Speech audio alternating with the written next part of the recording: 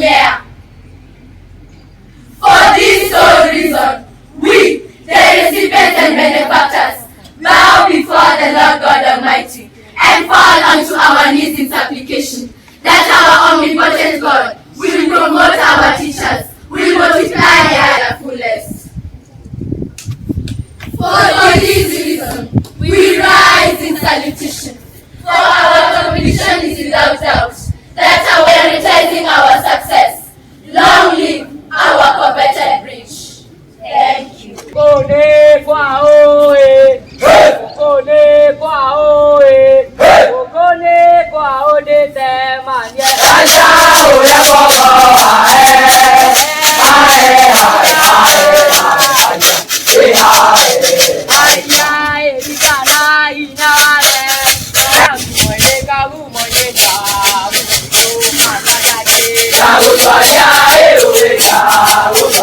Gentlemen, good afternoon. My name is Magoha, the Sub-County Director of Education in Kenyatta Central, representing the County Director who is out for official duties. Sir, our Chief Guest, Professor Magoha, I recognize you as the champion of transformation of education in this country since independence. As I recognize you as a champion of transformation, you have also assisted us to train the teachers who are now going to begin the transformation of education in this country. Sir, I know that you have taken us through a lot of processes as you started a lot of projects and programs in this country. I want to assure you that in Kenyatta County, sir, our teachers in the primary sector have already been trained as the beginners of the transformation of the education coming. Our secondary school principals in Kenyatta County are expanding our facilities to receive the changes which are coming from the new system. And as your soldiers in the field, we want to assure you we shall support the Kenyan National Union of Teachers and Teachers to deliver what you started and what you are going to do to this nation. Teachers, we hope as a county we shall work together, and the political leadership which is around, the senator, the area member of parliament, we shall be hoping to work with you, and your support will make us move to the next level. Sir, as I finish, as you are aware that we are expecting the CPC transformation come January, as a county we are set and we are ready, and we have no problem with accommodation. We have everything set for the game. We are waiting for January 2021. Teachers, bravo for good work. Thank you so much. Things with them, with social. God is aware of that. When I was new to serve as an MP for Kenyatta Central. But let me tell you, there is hope. There is hope. In Kenya Kwanza, we do not give promises. We give a plan. And when we do a plan, you have to effect the plan. Remember that? And the first phase, the first year, we are to employ 58,000. We are in consultation with the president, and we are going to do that, exactly that. Teachers, we respect you so much. You know, Kenya Kwanza government is a government that consults. You know we have the task force for CBC, isn't it? For the first time ever in this country, we have 8 teachers in that task force, isn't it? Is it a government that requires teachers or a government that treats teachers like house girls? It's a government that treats teachers as teachers. I'm aware, or we are aware, it's only there was a time somebody has said that Kenyan came from very far. There was a time you could get promotion when you are a member of Kenyan. True or not true? At you are in the same level of education with your colleague, but because they are not members, they are promoted, you are not promoted. That is under the grave. Today, whether you're Kenyan or any other organization, our government treats you as so. You know, we know so much about education. And without education, we couldn't be where we are. I recognize, personally, I wanted to become a teacher because I used to envy my mathematics and physics teacher, Mr. Karanja. He is the one who told me, you are above being a teacher, you will be an engineer. And he chose all the courses for me to do engineering. Teachers, you are instrumental in our life. It's only a teacher and a parent who will go to class, educate somebody, go pursue engineering, go pursue marine things, piloting, and he is happy about that. MP Gashoki Gitari, and all protocols observed. Indeed, I am the biggest and hugest person in this setup. Karibuni sana to the land where we milk lions while seated on porcupines. I am Jerry Minor, the county MP, and I believe that I would not be here today were it not for my teachers. So teachers are people who are an integral part of our society. It therefore concerns me when teachers' issues have been raised years and years on end without any resolution or conclusion. What I can assure you as teachers is that when any bill or any amendment is brought to Parliament, I will be championing for your rights. I will be pushing for the abolishment of the compulsory delocalization that has disenfranchised our teachers. Because I believe that if we do not look out for our teachers, we do not care about the next generation of leaders. I will not say much because we have been given mine is just a written speech, a very short one, and I'll just go through it in a few minutes. Leaders present, teachers, and all protocols observed, good afternoon. In the words of Malcolm X, education is the most powerful weapon which you can use to change the world. I must confess that it is an honor for me to be invited to this forum, and I highly commend your unrelenting commitment and foresight in addressing the teachers' welfare. The plight of learners' education as a whole. Fundamentally, education is a primary instrument for improving the quality of life of our people, which promote equality of opportunity for our children. We therefore must endeavor to work together with the stakeholders in the education sector to ensure equity and not use education as a weapon to perpetuate privilege, inequality, and division. On several occasions, I have engaged teachers in different forums to see how best we can improve the plight of teachers. Come from far. Last week we were celebrating on the World Teachers Day as I finished, and one of the things I want to say, sir, is for the first time I saw teachers getting an award from the president, MBS. Initially, the highest a teacher would get was head of state commendation. Now you have teachers getting OGW, teachers getting MBS, teachers getting awards. Bado mapambano, mapambano, mapambano, bado mapambano. Oyu usilale, lale lale. Oyu usilale, bado mapambano. Karinga usilale, lale lale. Karinga usilale, bado usilale, lale lale. Nandiko usilale, bado mapambano. Magoha usilale, lale lale. Magoha usilale, bado mapambano. As teachers, this equally calls for the same dedication and commitment from our teachers as usual, so that again we can succeed.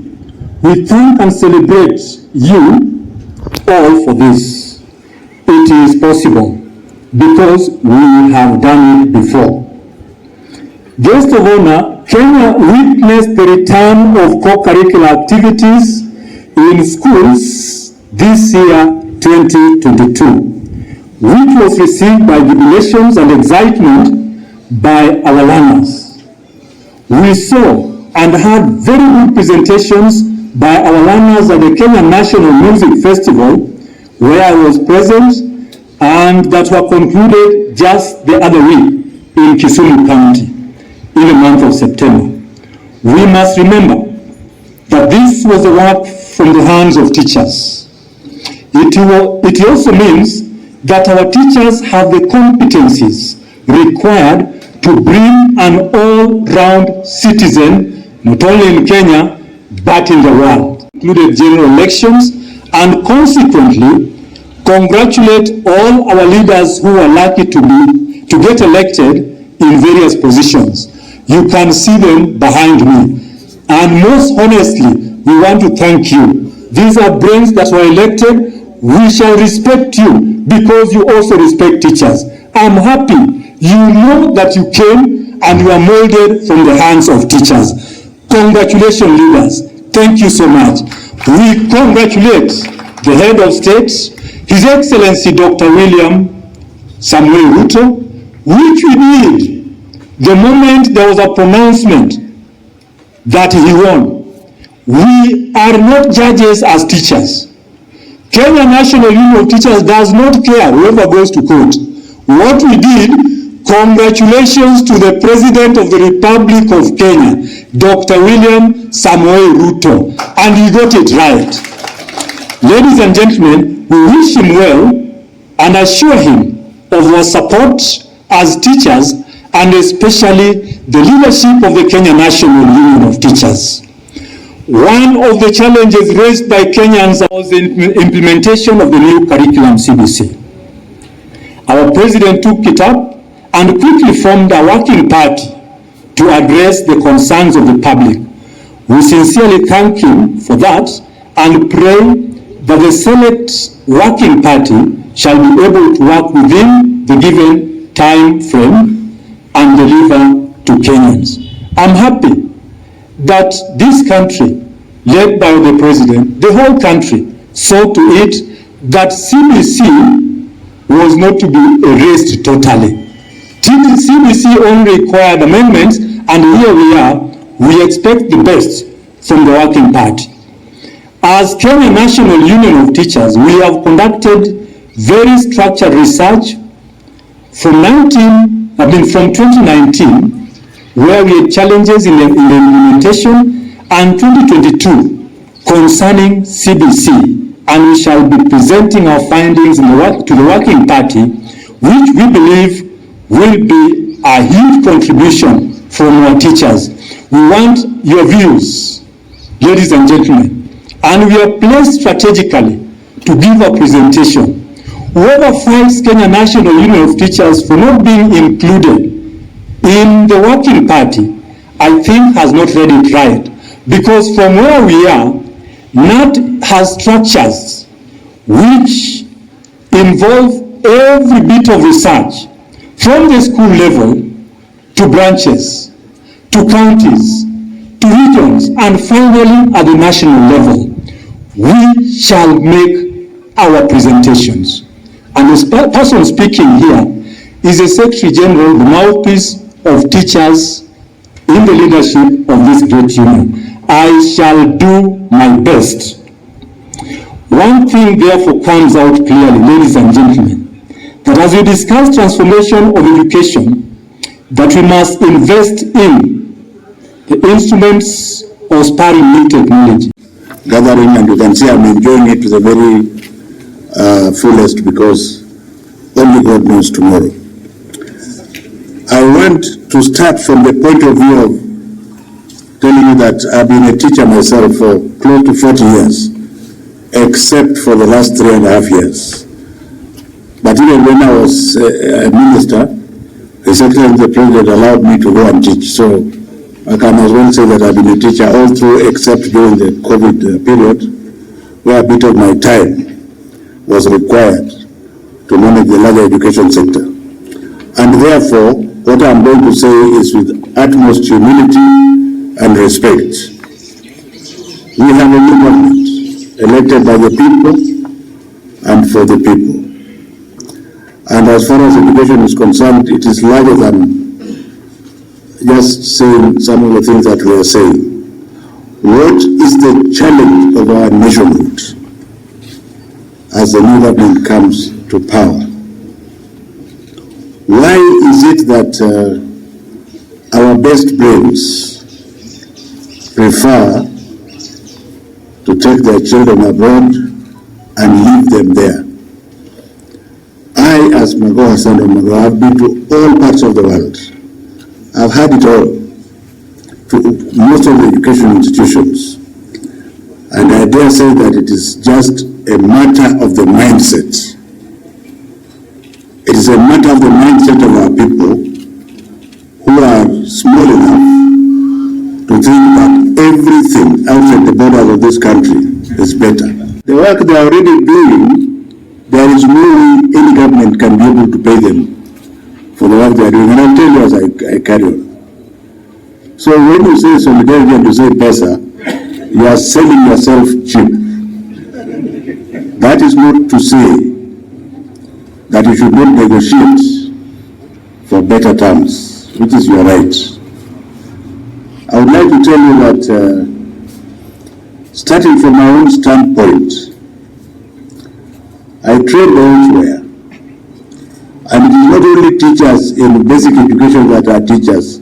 Anybody who teaches is a teacher. Starting with my late beloved mother, who taught me many things when I was sitting next to the traditional Jiko that no teacher has been able to teach me up to now. And that is the strength of the competency-based curriculum. When you say that there should be parental engagement, I hear certain people saying some parents are illiterate. There is no parent who is illiterate.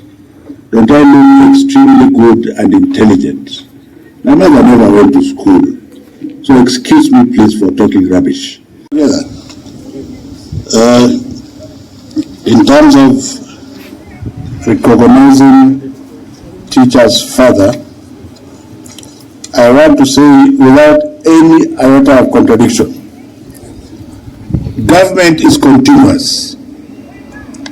And as you know, I am a product of the 2010 Constitution, which said you could also tap on the thoroughbred technocrats like myself.